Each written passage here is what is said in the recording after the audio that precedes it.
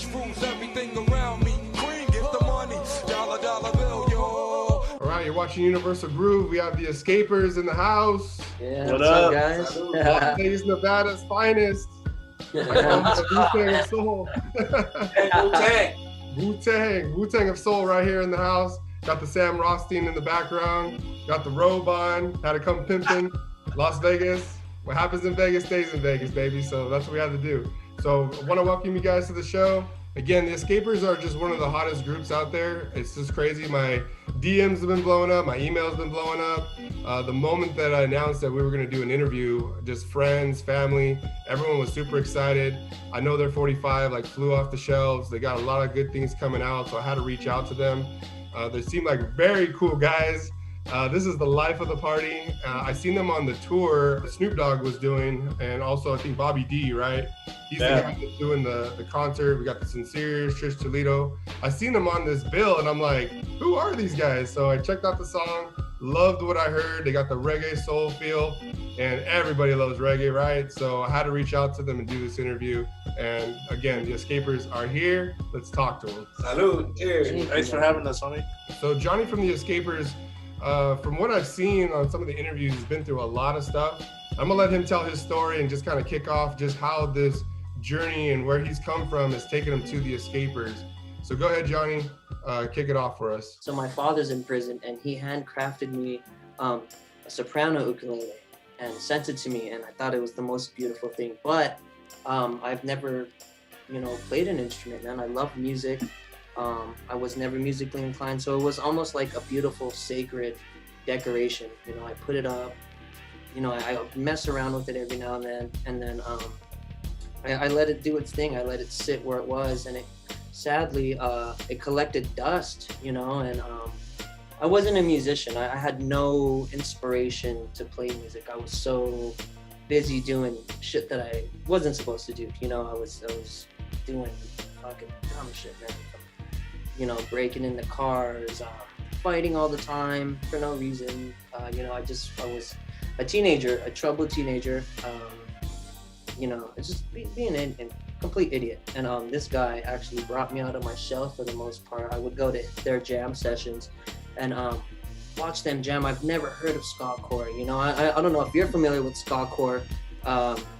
It's like punk and, ska mix. It's just really fast, aggressive, awesome ass music. And I seen this and I'm like, damn, dude, this is cool as fuck. It would be awesome to be a musician. And I actually think one time I went to go see them play at, it was MTV, I think, actually, the big room. And he was like, come on the drum set. And I'm stoned. I'm actually on, sad to say, I'll admit it, I was on Xanax.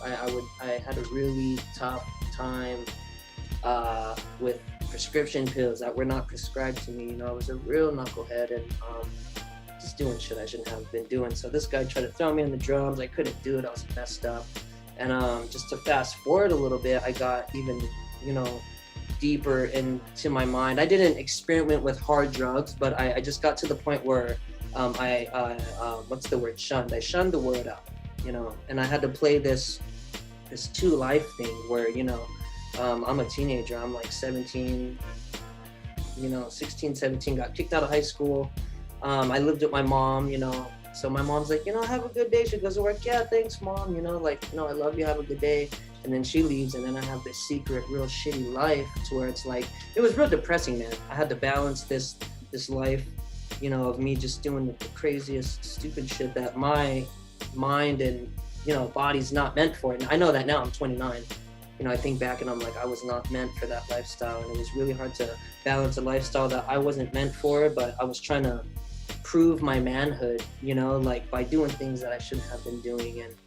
And then seeing my mom and, hey, how are you doing, son? I'm good, mom. I had a great day. And in reality, it's like one of the worst days I've ever had, So that's when this guy, after, shunning him out for 2 years, and it was nothing personal. It was just like, I didn't want to be around no one. I was really upset that my father's in prison, and I got kicked out of high school. That really messed me up.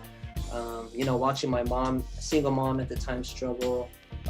My brother's dad at the time wasn't doing good, so I had to be the man of the household, and that didn't work out for me. It was just a real mix balance. It's like a scale, you know, like I had the good part and the bad part, and the good part was just like dragging on the floor. And this guy got me out of my shell one night and had me come finally jam out. And that's when I finally started to realize, like, I'm not built for this lifestyle that I'm doing. It's not. I need to be a musician. And I would sing. He would hear me sing. You know, every now and then he'd be like, "You need to be a singer, dog." Like, nah, man. I fuck around and do it. And he got me out of my shell, man, and got me to sing. And now it's like I can't stop singing. I sing at the shower. I sing at work. I sing fucking while I'm in the bathroom. It's terrible because now my brain's constantly, no matter how I want to shut it off, I'm constantly thinking of, lyrics, music, like guitar riffs, drum, I'm constantly, music is everything right now. Besides, like, I have a daughter that's 7 months old and an amazing girlfriend, I'm a new father. And so just between that and music right now, it's like, right now, my balance of life is perfect. The scale was really bad. Now it's the complete opposite. I'm really happy. And, it kind of just, I want to thank this guy for pulling me out of that hellhole, dude. I really dug a deep fucking hole, and he got me out. And I'm thankful, man. I'm thankful for knowing all these dudes. Love all you guys, by the way, for sure. Like, that was my just, real bad time to escaping that bad time to where we're at now. And that kind of actually generated how we became the escapers. Johnny's going through just a lot of hard times, hard life, hiding things, right? Going down the wrong path. And what do you do to get Johnny out of this hole? It all goes back to when I was reaching out to Johnny, trying to get him to sing and jam out and everything. It was more so of a cry for help on my part, because I too was going through an immense amount of fucking gnarly bullshit. It was a divorce and a successful suicide also. And fortunately enough, I was able to come back to this fucking place, and I was in the fucking mental institution for like 3 months and whatnot. Wow. And after all that was done with, I called him for like 2 years straight, just trying to get a hold of him, like almost every fucking day. And he finally gave in, and he's like, "My bad, bro. Like, it's nothing personal, like I'm going through my own shit too." And I was like, "All right, let's just link up, please." And sure enough, it happened over one of our old buddies, Marconi's place. And while everyone was getting together, shooting pool in the garage and whatnot, I pulled him off to the side, and we're actually jamming in the bed of the homie's pickup truck. And he's got his little fucking ukulele. And I was so fucking stoked for that. And there was a hard hat in the fucking bed of the pickup truck, right? So he'd be strumming the fucking ukulele, and I'd just be fucking patting on that shit, like, just drumming along to his shit. And then there was this girl that introduced me to Colton, and I was like, "Yeah, sure, fucking." She was like, "I know this fucking badass fucking guitarist and everything." Little did I know that she was banging him, but mutual friend. Like let's leave it at that. But yeah, I'm so fucking glad she actually brought him along, and I had set up this whole jam session at Marconi's garage, and brought the whole fucking crew. It was just us four right here before the new three cats, who I fucking love you guys. And yeah, we jammed out for the first time ever with a little garage jam, and we're just like, holy shit, like this is fucking dope. And then further along, we would just kind of jam out in the park with the 40s and everything. And then every now and then, Colton and I and John, we would link up at Colton's place and just play surf music. We love surf music, So we would just fucking shred, going ham and cheese. And then if we were to get Johnny along in on it, then we would fucking it'd be park sessions and strictly like reggae, soul, and just a bunch of like doo-wop little covers and whatnot, and yeah, and that's what led up to all of this pretty much, So. And then Colton, did you have a story that you want to say? I came out here for work, and I wanted to move to Cali my whole life. My dad and uncles all grew up in San Diego. I heard cool stories, surfing and skating and hot rods and all that shit. And I had a job opportunity for Vegas, and I asked my girl at the time, Vegas? And she's like, yeah, fuck it. Let's get out of Michigan. It's a fucking ice cube here. So we left, and I didn't think, you know, I was very lucky to, you know, like my teen years. I grew up in Washington, but I moved to Michigan when I was like 12. And I learned a lot of music there between jazz, hip hop, funk. I was in a funk soul hip hop group playing guitar. And I came here and I was really focused on work and my career, but I was like, everything's casino music. There's no scene out here. And little did I know, this girl, small world, introduced, she's like, yeah, I got a homie who plays drums. Why don't you play in a band? I was like, cause I don't know anybody. Like, broke up with this girl that I came out here with, like right when we got to Vegas. We just ended up breaking up after a year in Vegas. And I kind of felt lost, and I didn't really know what I was gonna do. I met a homie and moved in with him, and he was a record dealer, so we always talked music all the time. And I met Kevin, and you know, she kind of just introduced us over the phone, and we started bullshitting, and we would text music back and forth. Oh, you like surf? You like reggae? You like fucking soul? Blah blah blah. The next thing you know, she sets up that garage jam session, and it's pretty tight. Johnny was kind of on his own vibe in the corner, like shy guy. And I'm like, what's up with this dude? Why don't he like? But he was just in his own head at the time. But we're all jamming, and we knew from the moment we started jamming in that garage, like, yo, like it just felt right. It felt like we all were escaping some shit. It kind of helped us forget about our daily lives, and then, you know, I don't know. This is a trip how it all kind of fell into place. Let's back up to the park. I think that's a really important piece. So you guys were jamming out at the park, bringing the 40s, hanging out, and this jam session, where did it take you guys? Shit, man. It escaped the shitty life we were living, like really. It definitely took us to a place to where like we would get to the park at 3, 4 p.m., maybe 2 p.m. No, 4:35. We would get there in the daytime, and then next thing you know, it's fucking 10 p.m. You know, like we're just like we lost. It was a legit. It's crazy, man, because you know, like jamming with these guys, like it took so much pain and stress and hurt and just everything negative away to where it was like time. It's gonna sound corny as fuck, but it was almost like when we would jam in these parks, like time didn't exist, dude. It would be like we would play 3 songs, and 3 songs would, you know, add up to another 3 and then another 3, and it's to the point where we go from playing a cover to an idea to just improvising on the spot, which we still do to this day. And it was just like the park sessions were like literally our portal from escaping like everyday like stressful trying our best to adult to like, dude, let's just have fun and fucking do this shit, you know. And it was a legit escape.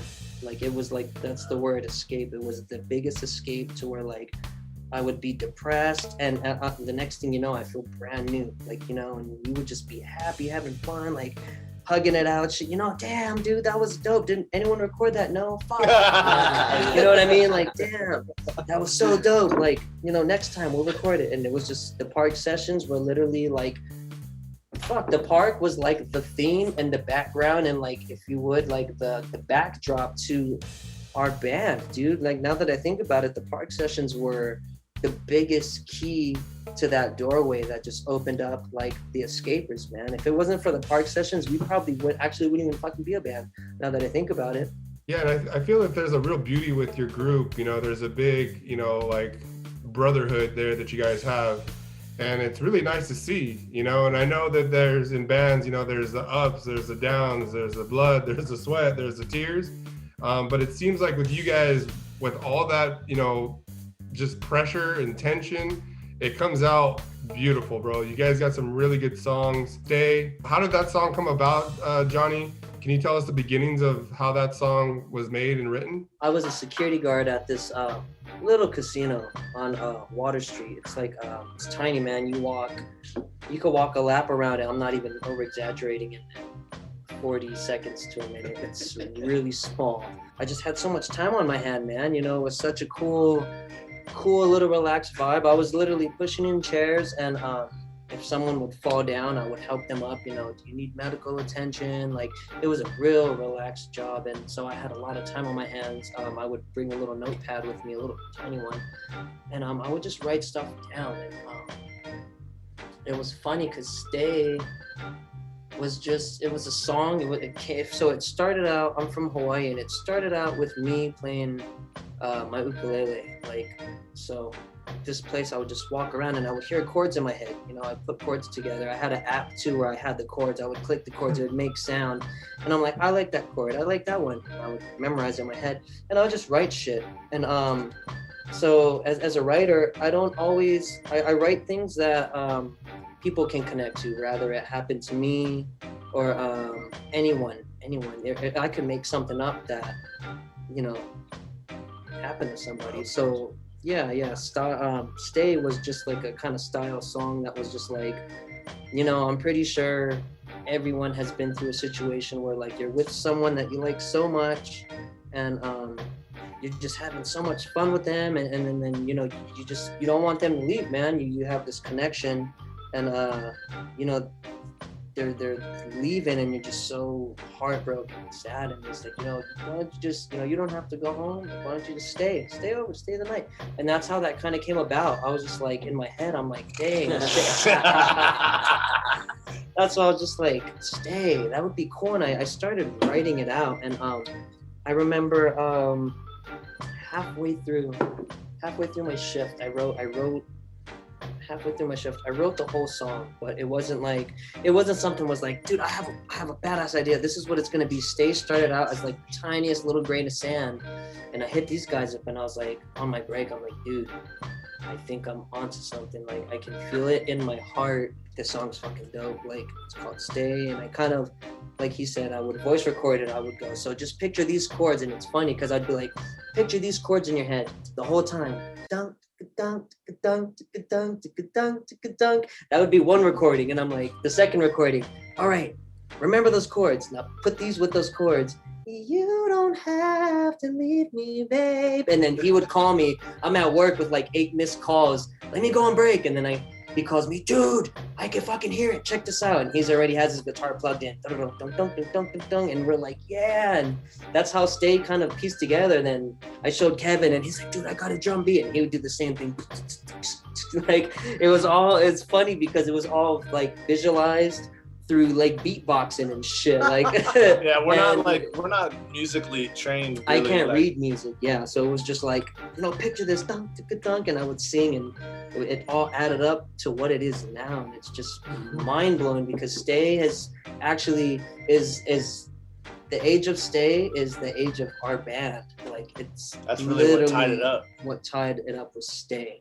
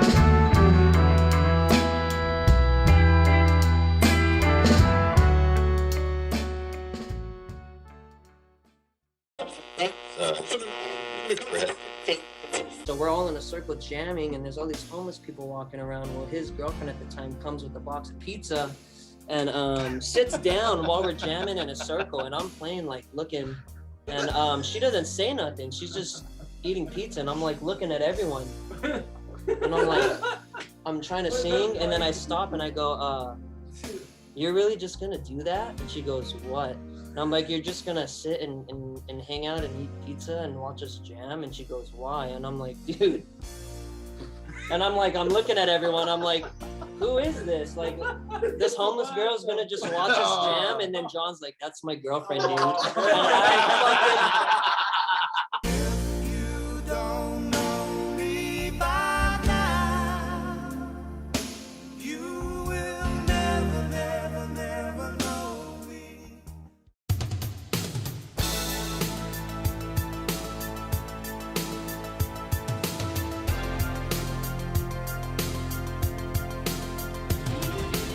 So these park sessions just turn into, you know, a jam session, but then it goes into gigs, and there's just sounds that just need to be added to this band. So who joins the band? So we had been playing a lot of gigs and a lot more. We were hitting the ground running, and our current bass player, he was trying to become a truck driver. He had like a different lifestyle. So we had been looking for a bass player because we had a gig coming up for LA. It was our first gig out of Vegas, and we were stoked. So I hit up Victor, and you know, I put up an ad on Instagram, and one of the local bands said, yo, why don't you try this guy? And I hit up Victor. So Victor joins the band, and, you know, what's your thoughts? I mean, you kind of see what's kind of going on. I mean, what's your first, like, your practice session, your first thoughts when you kind of meet these guys? I'll be honest, man, it was dope as fuck. Like, I'm from LA, so this was familiar. This is my backyard. So when I came over and these fools repping it up, I was like, okay, I know this shit. This is real. And hearing this cat sing right here, man, I was sold, man. Yeah, and then what was it like your first show? I mean, so you're practicing, you're getting everything together, and then what's like the first show experience like? Our first show was in LA, and it was my birthday that night. So I felt like a little sweet 16 girl, you know, just happy as fuck in my own hometown where I was born at the House of Machines. Well, unfortunately, it's kind of shut down right now, but hopefully we open it up again, man. Who'll tell them, man? I'm down. If they ever want us there, we could play there, but it was in LA, man. The hot city of LA. Who's the next person that you guys grabbed in the band to join up? I had roped in Daniel. I'd seen him playing trumpet at a local gig, and once I heard that brass just tickling the fucking airwaves, I was like, yo, the next step is a brass. We need a brass section. Rocksteady needs some fucking brass. So I hit him up, and I was like, yo, this was a more feet to the fire situation. Like, hey, we have a soul group, or soul show with the Sacred Souls and Jason Joshua. Those guys have stacked bands. How are we gonna like hold up brass? So I hit him up like, yo, my name's Colton. I'm in a local group. I saw you playing. You're killing, dude. We're playing a soul like oldies show. Would you be interested? I'm in a group called the Escapers. And yeah. So what are your initial thoughts? I mean, you get the message. You hear the music. What are you thinking in your head? Well, he hit me up with the message. I was in the middle of class. I'm a mariachi teacher. I teach mariachi for a living. And I'm in the middle of class, and so I'm thinking it's like home period, and I read the message. And at that point, I had stopped playing with that band, you know, for a couple months. So I really just was playing mariachi, and I've been doing that since I was 12. So when I read the message, I was like, oh shit, like I got excited deep down, you know. But I'm in homeroom, so I can't really like show it. And I messaged him back, yeah, let me check my schedule and let me see what's up. I'll get back to you. I check out their videos on YouTube, and one random video, and it's at a Ocha bar, which is a local restaurant and a bar. And I believe it was Stay, is what I remember. And I hear this most beautiful voice, and I'm like, where's this girl? I don't see the girl in the band. Like, where's this high voice coming from? And I go, oh, it's this guy that without his shirt on, you know, like this guy that. Like he was a character on the video right away, and I could tell like, oh, they just need some brass. And from that moment, I was like, fuck, man, I want to take over the world with these guys, you know? Like that was the moment for me when I saw them in that video. And then the first practice, man, it was like, oh shit, like I was kind of scary because these guys were like me, like what the hell, like they're into the same things I'm into. They were talking about bands that I've never heard of, and I've listened to mariachi and music my whole life, and I'm like, what the hell? Who are these guys, you know? And who are the Sacred Souls and Jason Joshua? They're opening my eyes to this whole new world that I didn't even know existed, because, you know, I of course the oldies, you know, you listen to the oldie station growing up with my family, but this is like new oldies, like you had said earlier, like this is new shit, like, wow, it's amazing. And like I said, like from that day forward, it was like, we were like inseparable since then, man, like brothers, bro.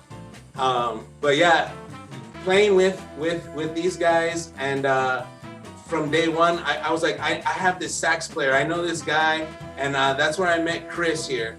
And Chris and I used to play in a punk rock mariachi band. And so like when I met up with the Escapers first show, there was a sax player sitting in, and I had Chris in my back of my mind the entire time. And I'm like, I gotta hit this guy up when the time's right. And so I think it was like my third show with the band, and the opportunity was right, and Chris wasn't doing anything. Which is kind of crazy because Chris is a busy man. He's a man of many talents, and I'll let him tell his story. But one of the best sax players I've ever shared the stage with, and so glad that he's here with us right now. Yeah. So Chris, if you can, when you get that call, what's going through your mind? What are you thinking when you hear their music and you get that call? Yeah, well, the first thing that stuck out to me was Johnny's voice, the voice of an angel, coming from the devil himself. But yeah, it's really cool. I mean, I've played music my whole life. I've been in plenty of bands, and you know, when I listened to their music, I really felt at home. And for one of the first time in a long time, been a part of a project that I'm really proud to share with people, my family and my friends. But yeah, it's been pretty cool, and definitely entering what's really like a brotherhood. I remember our first rehearsal. It's not just music, man. It's everything. We're sharing like our lives together. Dick sizes. Yeah. Colton and Kevin are roommates. You know, they got a lot of things that they share. Toothbrushes, deodorant. Gotta save when you can. Yeah. So it was really a trip, the first rehearsal, and I definitely felt like the odd man out, because I was like ready to go in and do my hour and a half and like go home and relax, but they were like going for it. And but again, not just music, just like life. Like these are brotherhoods, and these guys have shared blood, so it's pretty cool. In the same way, playing with Daniel, like it's we get to play this music so much, and we rehearse so much that I'm like next level, where I'm listening to him and hearing him on another level. Where I played with other horn players my whole life, but we didn't have that time spent together to really focus on like the minutia of what we're doing. So it's cool, man. There's no one else I'd rather play with. So I did want to get into just kind of what you guys are saying about Johnny. I feel like Johnny doesn't understand so much of how good his voice is. He does not. He knows it, but it's like it has to kind of be refreshed. You know what I mean? And I guess Johnny, for you, like, what does it feel like? I mean, obviously these guys are musicians. They've been around. They've heard a lot of different sounds. They've been in a lot of different bands. They've been, musicians, and they've heard other singers, but they're showing you like this love. I mean, is it sinking in? It's not that I don't think I sound good. It's just like I'm 29. I don't sound like I'm 29. Like I don't know if I smoked a lot of weed through my teenage years. If I just stopped growing, my voice has stayed the same. So it's like it's not that I don't like my voice. I just don't, like, even when I listen to our music, I'm just like, I don't appeal to it. I like my voice, but it's not something where I'm like, yeah, that's me. But like these guys, like I'll sing something and it's just something that I do in the shower, and they're like, dude, and I'm just like, what? Like it's regular to me, like I know that I can sing, but it's not like I don't know like my potential, like what I sing at work. Like I sent you something, I think, right, like a couple days ago. I'm like, dude, I'm in the grow room, picking these weed plants. Like I thought of this, and I sent it to him, and he's like, dude, that's fucking beautiful. I'm like, for real? Like it's, I'm not aware of like, I don't know how, it's hard to explain. I know I can sing, but I'm not aware. I'm not like, yeah, that's me. It's just regular to me. Like I don't know if I'm really humble or it's just. It's nice to have somebody, we don't need a Kanye West on our hands. We have somebody who's humble, who sings with his heart. And this guy like sends me voicemails. He don't even remember the voice memos he sends me. And I save them all, so he doesn't know. So I'm like, oh, that's beautiful. So I save all these tunes and I bring them back up because it's easy to forget. But it's nice that, you know, I speak for everybody. Each session we get better. Like, and it trips us out. Like literally last week, we're working on a new B-side for our next 45. Really deep, old doo-wop, like harmony song. And we never have done that before. And we pulled it off. So each session is a stepping stone for us. And that's a beautiful thing. Yeah, and I feel like right now, on the outside, just watching you guys do your thing and hearing the songs, you know, some of the YouTube videos that I see, I see like a band that's just still like, it's not at the peak, right? But it's definitely on its way and it's trending in the right direction. It's going up. But Johnny, does it feel like maybe you just don't know your potential? Like you haven't unlocked all your potential? Like you know that you can get better. Is that maybe why you feel like, man, I don't like my voice so much? I mean, are you working on maybe even getting like vocal lessons just to kind of unlock some of the talents that you may have that you don't know about? I think my thing, honestly, you know what, man? Like honestly, and it sucks to say, and I'm not trying to like bring a sob story. I think my thing with my voice is let's see, I'm 29. For the last 12 years of my life, I've had a real battle with myself to where like a long time I've hated myself for things that I've done and for the way that I've treated people. And now that I'm starting to heal through music, there's still that piece in my mind where I'm upset with myself and I don't give myself, it's not that I won't, I just don't give myself, not like a pat on the back, that credit, like, yeah, man, you know, you did good. There's always a piece of like me in my mind where I'm to this day, like even tonight, like, you know, we had a fun experience, you know, we're smoking weed and stuff. And it's just to the point where like, I don't know, I know I'll forgive myself one day and I'll put myself, I guess, at peace and just move past, you know, crazy shit that I've done. But I just think as far as me singing, it's just like, I'm still somewhat really deep down, kind of upset with myself that it's just like when I sing, even though it's to get away, it's not something that like I sing and give myself credit for. It's kind of just like, you know, my escape. My voice, to me, it's a double blade. You know, I know that like,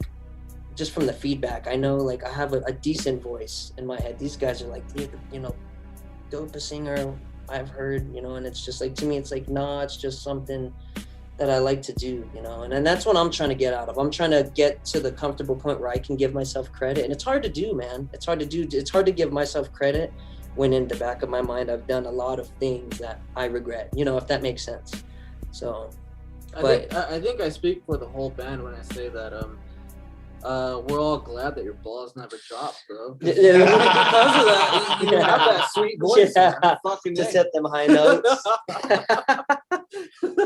Again, there's music that's being made here. There's definitely a vibe that's going around. And where does this lead you into the shows? How do we get to that point, Colton? An old roommate of mine had booked the Sinceres and Jason Joshua and Los Yesterdays for like a solo gig. And he's like, yo, there's a singer. I had heard Rose Gold from him. He's a record dealer.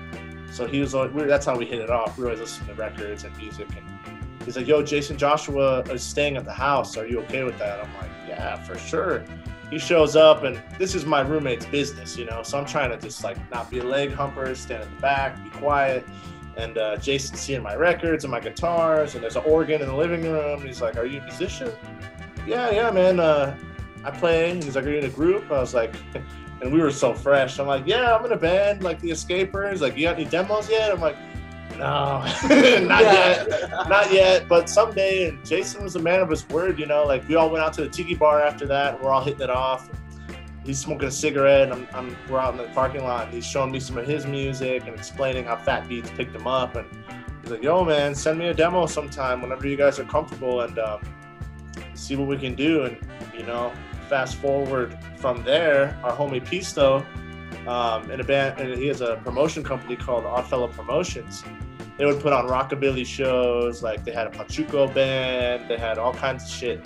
And he's telling me he's seen us play around town, but he's like, man, I love what Cali's doing. Like, I need a soul group, man. I want to put on an oldies show. And I'm like, dude, I got the perfect group for you. He's like, who? I'm like, us, the Escapers.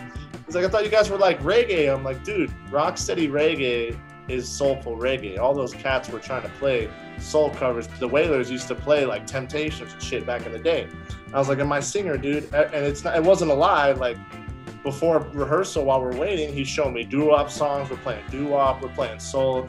And the minute I heard his voice, like, that's what gravitated me to the band so hard, is he sings with his soul. Like, so I was like, yeah, we could play soul. He's like, you guys got songs? I'm like, oh yeah, for sure. We had never played, like, we had jammed, but we don't have any soul songs yet. So then I get to rehearsal. I'm like, well, boys, I got an opportunity for a show. It looks like we're playing an all soul show, and everybody's eyeballs are like saucers. They're like, what do you mean all soul? I'm like, well, we could play like one or two Rock City tunes, but you know, this is more of an oldies show. And so we got to play oldies. And Pisto, going back to him, he had needed some groups. He's like, do you know any bands? I was like, well, I can link you up with Jason Joshua. And he had hit up Jason, and Jason was coming out. And then I had been talking to Sal and Alex from the Sacred Souls on IG. I saw their shit float up, and a band backed out. I bought a t-shirt from them, and ironically, like this t-shirt, and you know, the band backed out. Piece was like, I need another group. Do you know anybody? So I hit them up. I'm like, yo, Jason Joshua. I think that's right around when Penrose was starting.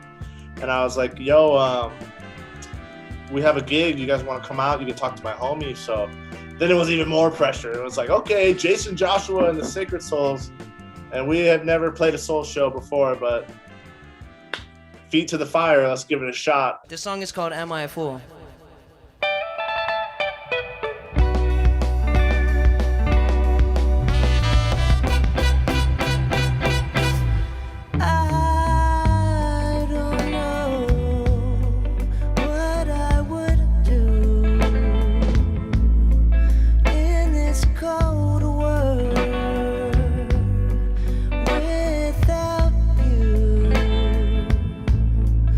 You make me feel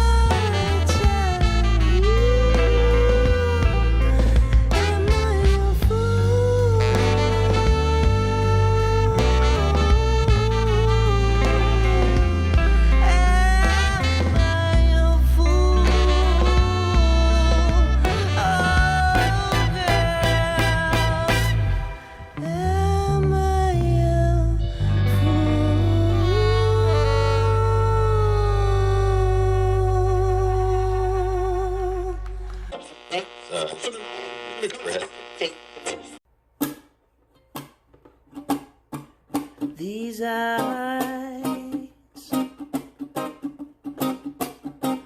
cry every night for you. These arms long to hold you again. The hurting's on me, yes, and I will never be free, no, no, no, no, no. You gave a promise to me, yes, and you broke it, you broke it. These eyes watched you bring my world to an end. This heart could not accept and pretend. The hurting's on me, yes, yes, and I will never be free, no, no, no, no. You took a vow with me, yes, yes, and you spoke it, these eyes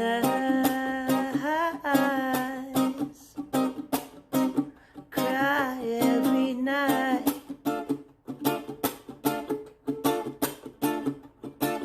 These arms, oh, long to hold you. These eyes, ooh, these eyes,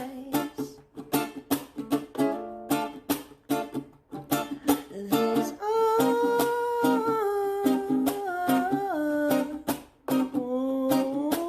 these eyes.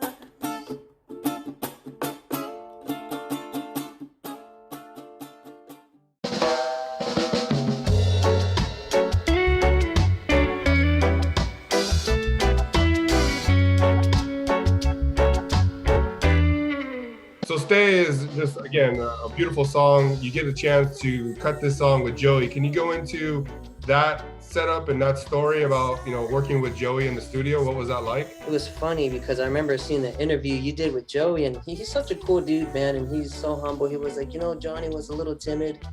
Nah, I was like way past timid. I was fucking scared. I was in the parking lot like, dude, I sound like shit. How does this sound? And like, I just took a nap. Like I had my throat, I had all the saliva, and I was really, really, really worried. So we went in the studio, and Joey was super humble. Like I think it was Colt called him, and he came outside, and I'm just tripping. Like I just woke up. I'm like, dude, it's fucking Joey. Like we're at the studio, we're in the parking lot, we're gonna go in the studio, and I'm like, my heart's beating, like boom, boom, and I'm panicking, like fuck.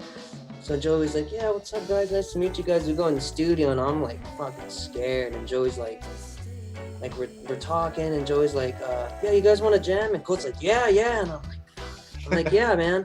So we start sitting, and I'm like, actually, I think I was shaking like a little bit. I was had my hands in my pocket, and Joey was like, yeah, man, I heard you fools, you guys are dope. And I'm like, yeah, thanks, man. Like, I'm like really trying not to like fangirl. I'm like, yeah, dude, like, thanks for having us over. And I see him setting up a microphone, and I'm like, fuck. Like, this guy's plugging in his guitar, this guy's playing the drums, like, Joey's setting up a mic. So I already knew, like, fuck, dude, we got a jam for this dude, man. And I was like, all right, like, we're gonna jam. And we set everything up, and we start jamming. Sure enough, man, like, my nerves kick in, and I fuck up a few times. And we actually ran Stay a couple times, but I remember like playing it one time, and I'm like, all right, like, how did that sound, dude? And I was like, it sounded good, man. And Joey's like, yeah, it sounded good, man. You guys are dope. And in my head, I'm like, fuck, dude, like, I fucked up. Like, telling myself, you fucked up on the high note. Like, you fucked up, like, on your breathing. And, like, and Colt's like, let's try it again. And we do it again. The second time sounds better. think we did it 3 times, and then we had a show that day, right? We had a show. We were that just day. passing through, so like. Yeah, so he was like, yeah, I told Joey, yeah, man, thanks for letting us come by. And I was like, thank you, Joey, for letting us jam. And Joey was like, you guys are dope, man, come by again. And I just remember like going in the studio scared as fuck and leaving the studio even more scared. I'm a big overthinker, so I was just on your way to the next gig, first LA gig. Yeah, we were like, we gotta play a gig, and I just remember I kept asking these dudes, how did I sound? And like, Coach's like, you sounded good. I'm like, dude, don't fucking bullshit. How did I sound? Like, I fucked up. And he's like, no, man, it was cool, dude. Like, Joey thought we were cool, and like, I just remember overthinking, and sure enough, we go there again, and ended up being cool as hell with Joey, dude. Like, Jason kind of connected the dots on that one like months later, and we went to record, and of course we're all timid. And you know what the best part about it was is like Joey doesn't want to be gassed up, dude. He just wants to be there. He wants to be a shadow. He wants to play music because he loves music. He wants to help bring it out of you. And we showed up. We were timid. The drinks started flowing, and once we all started cracking jokes and telling stories, and really, dude, don't put him on a pedestal. He's like shits and bleeds like the rest of us. So we're all kicking it, having fun, and then he helped us structure. Stay was pretty structured, but we told him, yo, we want a little more rocksteady vibe. We want that early 60s reggae. He hops on the piano. We've never had a keyboard player, so that was beautiful. He's like writing it with Johnny, helping us.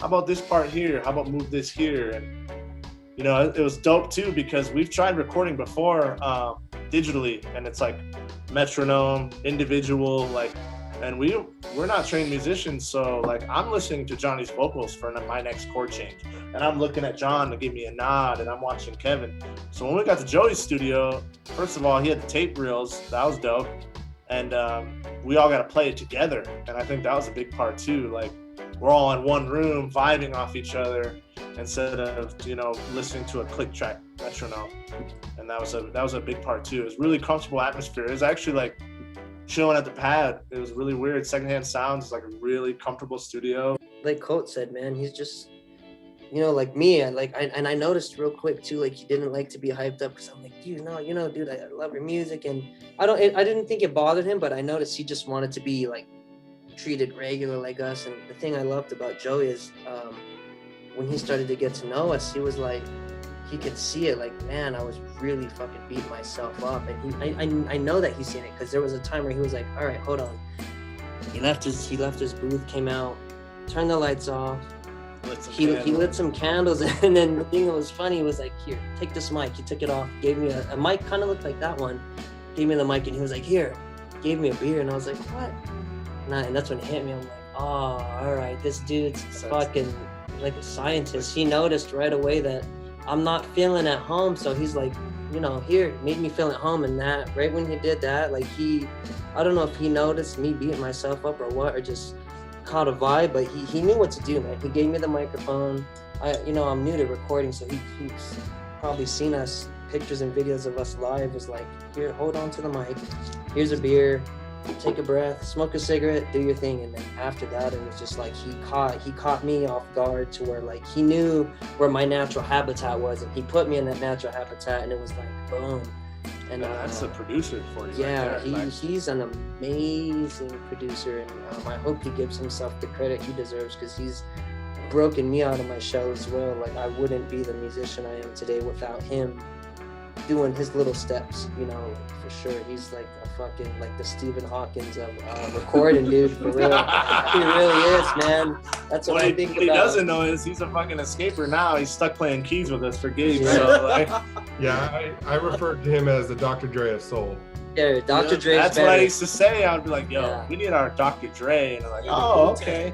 This guy, he knows like soul, he knows reggae. I'm sure he's going to hate hearing us say this, but we've been saying it since we were all sitting in John's living room when we watched the Seems Like. I'm like, that is the dude who knows the direction we want to go. And no shade against who we recorded with previously. They just didn't know the music that we were playing. And Joey's like the encyclopedia of like the tunes that we dig. Yeah, and he's been there, done that. He's done it at a high level. He's playing similar music.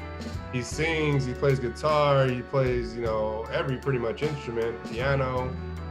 So I think that he just gets like what you guys are about. And yeah, I mean, in his interview, what he basically said is like, I will find like the gold and like the weakness in someone, and I will be able to kind of put myself in their shoes and help them perform. So I think that's the beauty of him. And again, I hope you guys keep continuing to work with him if it's possible, right? I mean, the guy is like super busy. He doesn't sleep at night. He's got like 100 bands in there at a time. But I'm hoping that you guys can continue to, he can be that person to take the music and your guys' music to the next level. He's like an escaper now because, I mean, we have another, we just finished a 45 a couple months back. We're coming out with Mango Hill, Shame on Love. We're going to finish a B-side for our next 45.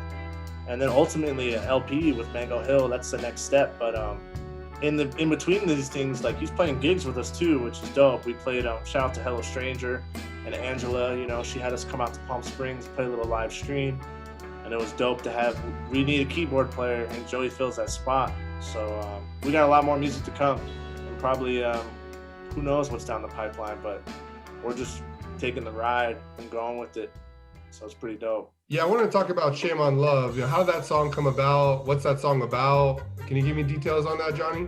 Yeah, man, it kind of ties down to Stay. It's another song. I mean, like I said, the relationship I'm in with my girlfriend, I'm happy, we're both happy. So it wasn't something that I reflected on. Colton actually broke me out of my shell because I would just write love song, and Colton's like, dude, let's write like, you're a gnarly ass writer, dude. Let's break out of the box again and let's write a sad song. And I'm like, you know what, man, I'm not sad in my relationship with myself again. I was very sad for a long time, but as far as being in a relationship, I'm not sad. I mean, in high school we've been hurt, and I'm like, you know what, fuck it. Let's do this again. Let's write something that people can connect to, even though it's not something that I'm going through or us. Let's put our heads together. And sure enough, we put something together. I was like, I think I'm on something. Everyone's falling in love, and also everyone, Stay. Everyone's falling in love. Let's do something. Everyone's been hurt, so we kind of just pieced together, Shame on Love. And I try to like put myself in other people's shoes, and it's almost like being an actor, like a director, like you're directing a movie. I kind of like, let me put myself in someone else's shoe. Let me direct a movie in my mind. And that's how kind of Shame on Love came about. I was like, dude, I think I got something. Again, like hit them up. I think I got something, how does this sound? Started singing a little bit of, the song Shame on Love, but yeah, just put myself in, someone else's shoes, just shit that someone can connect to, just being in love and being in, being hurt and like, fuck, not shame on me, shame on love, like, fuck you, love, you did this to me, like, fuck, man, your kiss fucking burns me, but at the same time, like, you got me coming back, and I know there's people that can connect to that, so that's how that came along. It was actually this guy's idea. He put it in my head, let's do something sad. And people can connect with heartbreak. People love, like, we've all been there, so yeah, I think that's the big appeal for like the modern soul. Like music for a while, it's like you have the hip hop, and that's all about hustling, making money, effing girls, whatever, clubbing. And then, when the modern soul kind of kicked in, really with Joey and the Lakesiders, and there's other groups out there as well. But I think what hits home for a lot of people is that it's talking about love. It's talking about romance again. We're bringing like that 70s, feel back, like those love songs, and people want to hear it, and that's I think why a lot of people are connected to what you guys are doing and the other groups out there are doing, the solo artists are doing out there with the soul. It connects on all different generations, and that's just the beauty of soul music.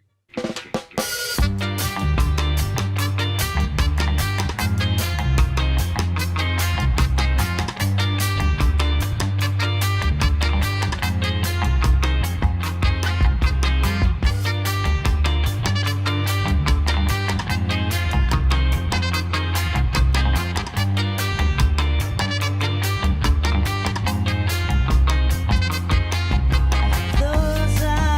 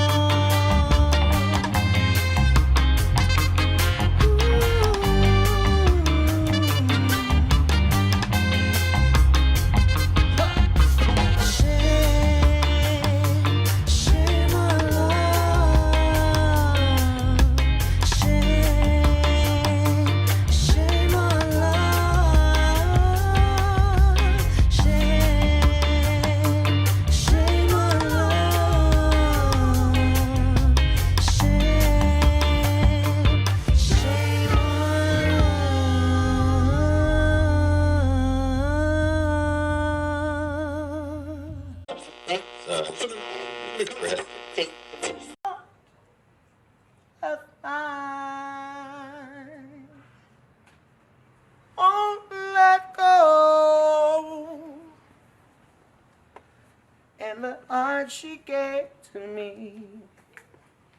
Just do not seek home. Seems like this heart of mine just don't know. But the pain that love can bring, that love can bring, from the way that love makes me, that love. Damn, that was a bomb.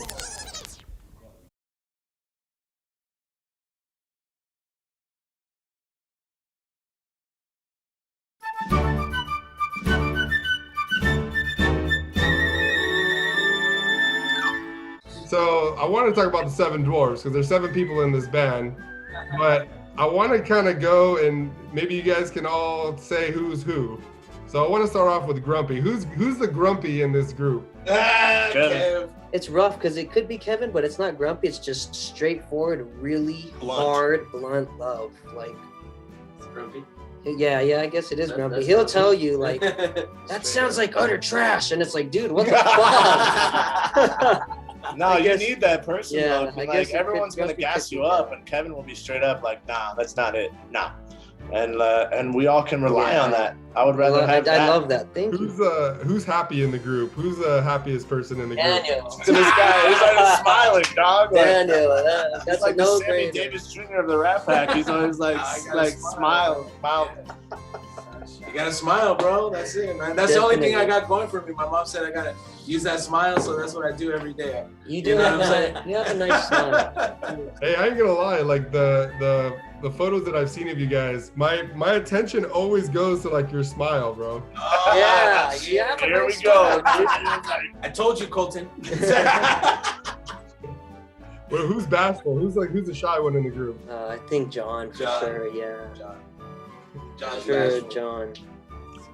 John's always quiet on himself, For but he's sure, like the yeah. human metronome powerhouse, dude. Like I can't play guitar without this guy playing the rhythm. Like Watch your pockets.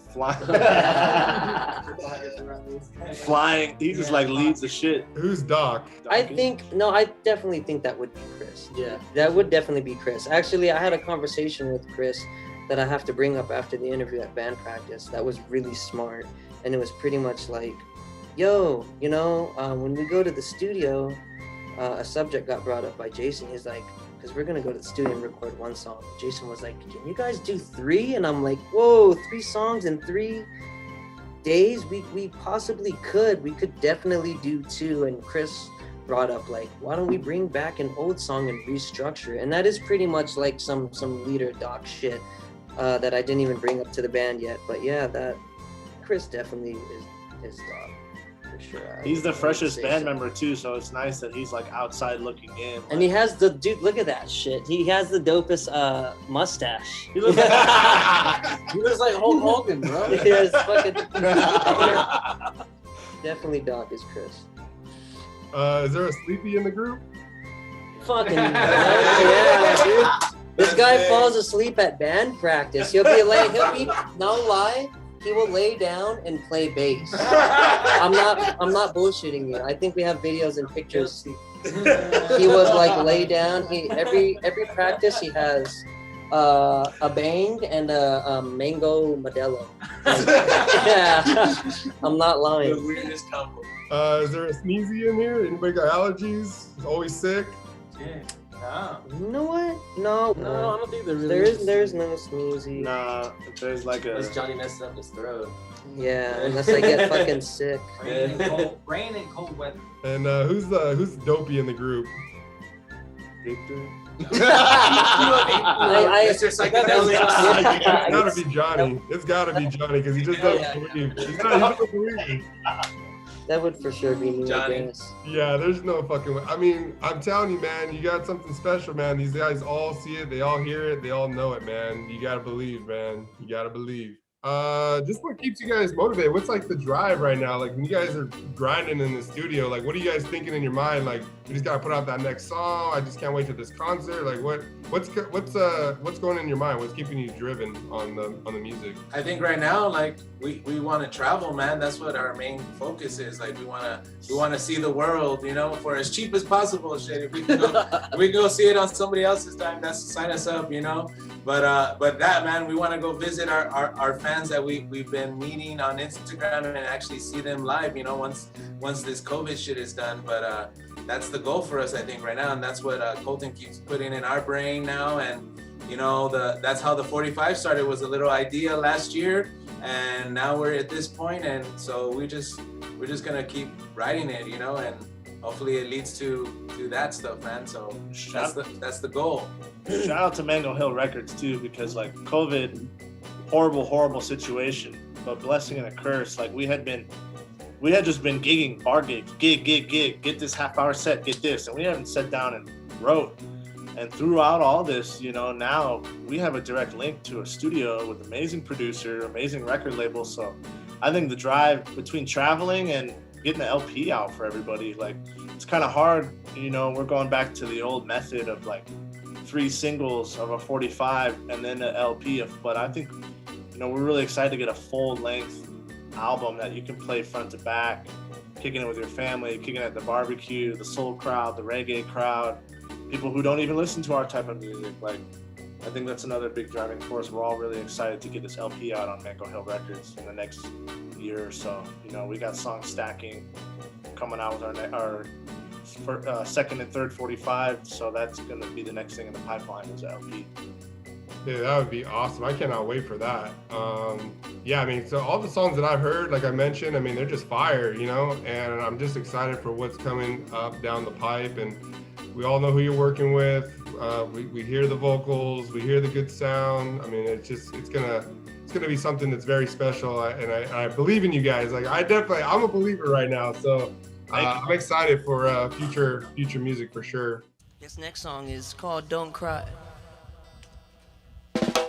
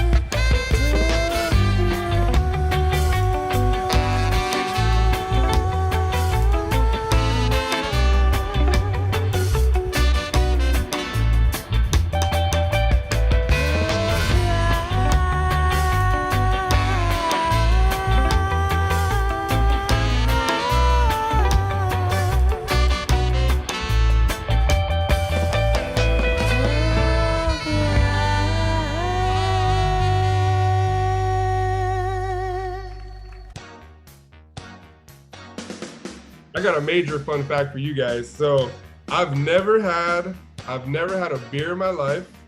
Wow. I've never smoked weed in my life. No way. No drugs, no nothing, like straight edge, like. Coffee? I only, like, if I drink coffee, I'll drink like 4-ounce black, and I'm like, I'm through the roof. But like Rockstar, like, you know, my weakness, bro? My weakness is fucking hot Cheetos, bro. I can't go to the liquor store. If I go to the liquor store, I'm like fucking sweating bullets, bro. Like, I'm like, oh, and I won't even, and I know they fuck me up, and I'll like buy them, and I won't even eat them, bro. Like, I'll just buy them just so. Just to have on, like, in case of emergency. Yeah, like I'll put that shit behind glass, bro. Like, if I need this shit, I'll eat it.